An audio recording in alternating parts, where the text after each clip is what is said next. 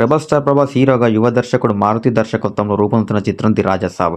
Telugu cinema ఇండస్ట్రీలో ప్రముఖ నిర్మాణ సంస్థ people media factory banner, IVY entertainment బ్యానర్పై రూపొందుతున్న ఈ సినిమాకు popular producer TV Vishwaprasad, Vivek Kuchibhotla, Ishan Saxena నిర్మాతలుగా వివరిస్తున్నారు. ఈ చిత్రంలో ప్రభాస్తో సంజయ్ దత్, బోమని ఇరానీ, మాళవిక మోహనన్, నిధి అగర్వాల్, రిద్ది కుమార్ తదితరులు కీలక పాత్రలో నటిస్తున్నారు. ఈ చిత్రానికి కార్తిక్ పాలాని సినిమాటోగ్రఫీగా, ఎస్ఎస్ తమన్ మ్యూజిక్ డైరెక్టర్గా, కోటగిరి వెంకటేశ్వరరావు ఎడిటర్గా బాధ్యతలు నిర్వహిస్తున్నారు. ఈ చిత్రం 2026 సంవత్సరం జనవరి 9వ తేదీన సంక్రాంతి పండుగ కానుకగా రిలీజ్ కానుంది. అయితే ఈ సినిమా ఇటీవల censor board of film certificate ఫార్మాలిటీస్ని పూర్తి చేసుకున్నది. అయితే ఈ సినిమాకు సెన్సార్ అధికారులు ఇచ్చిన ఫీడ్బ్యాక్ ఏంటి, ఈ మూవీకి లభించిన సర్టిఫికేట్ ఏంటి, ఈ వివరాలకు ఒక్కసారి వెళ్దాం.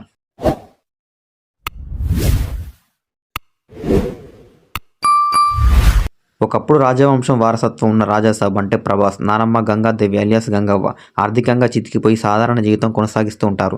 అయితే తమ వారసత్వ కట్టడం మాయాసభ లాంటి అతి పురాతనమైన భవనంలోకి రాజాసాబ్ అడుగు పెడతాడు. ఆ ఇంటి నుంచి బయటికి రావాలంటే తాత సంతకం కావాల్సి ఉంటుంది. ఆ మాయాసభ లాంటి భవనంలోకి వెళ్ళాక ఏం జరిగింది, తిరిగి తమ వారసత్వ సంపదను రాజాసాబ్ ఎలా దక్కించుకున్నాడు, తాతను రాజాసాబ్ ఎలా మెప్పించాడు అనేదే ఈ సినిమా కథ. ఈ సినిమా తాత మనవడు, నానమ్మ మనవడు మధ్య జరిగే ఎమోషనల్ బాండింగ్గా తెరకెక్కింది.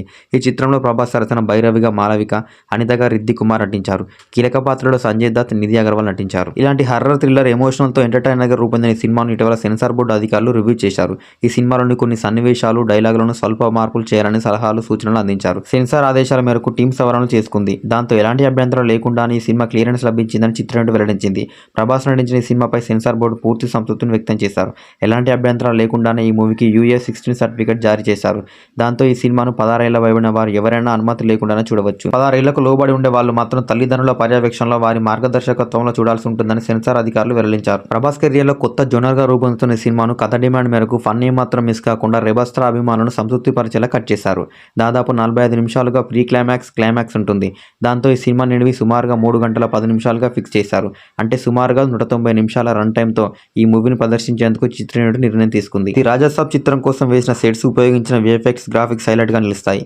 ఈ సినిమా కథ, కథనాలు ఆసక్తికరంగా ఉండడమే కాకుండా అత్యంత ప్రేక్షకుని కట్టిపడేసేలా ఉన్నాయి.